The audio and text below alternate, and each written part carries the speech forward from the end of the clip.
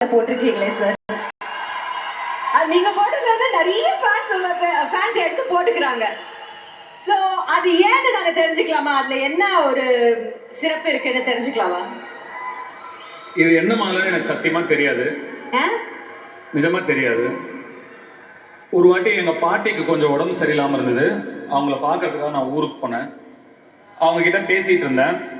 அப்போ எங்க பாட்டி என்னோட தாத்தா போட்டோல இந்த மாலை இருந்தது. என் பாட்டி கிட்ட கேட்டேன், நீ இதை வாங்கி போட்டிருக்கியா இல்லை இது தாத்தாவோட மாலையான்னு கேட்டேன்.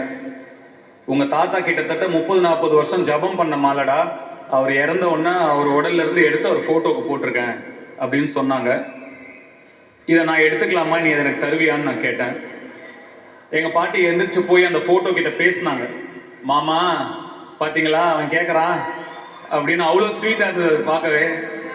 உங்களுக்கு எத்தனை பேர பசங்க இருக்காங்க, ஆனா இவன் தான் வந்து இந்த மாலை வேணும்னு கேட்கறான் அப்படின்னு சொல்லி அந்த மாலையை எடுத்து அவங்க மந்திரிச்சு எனக்கு விபூதி வச்சு கழுத்துல போட்டு விட்டாங்க. அப்பையிலேருந்து என்னுடைய முன்னோர்களும் அவங்களுடைய ஆசீர்வாதமும் என் கூடயே இருக்கிற மாதிரியும் என்னை ப்ரொடெக்ட் பண்ணிட்டு இருக்கிற மாதிரியும் எனக்கு ஒரு ஃபீலிங். அதனால இதை நான் போட்டிருக்கேன். நிறைய பேர் ஒண்ணுன்னு சொல்றாங்க, இது போட்டா அதாவும் இதாகும்னு. எங்க தாத்தா மாலை ஒன்றும் வருது.